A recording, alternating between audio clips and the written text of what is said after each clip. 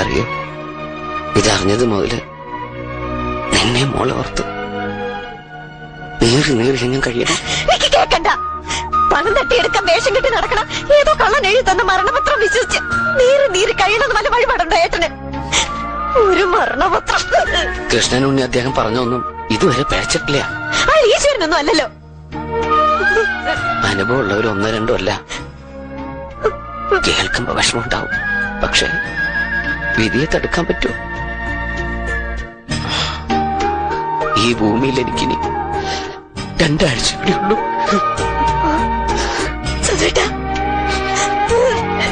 എന്താണ് ഈശ്വരൻ എന്നോട് ഇങ്ങനെ?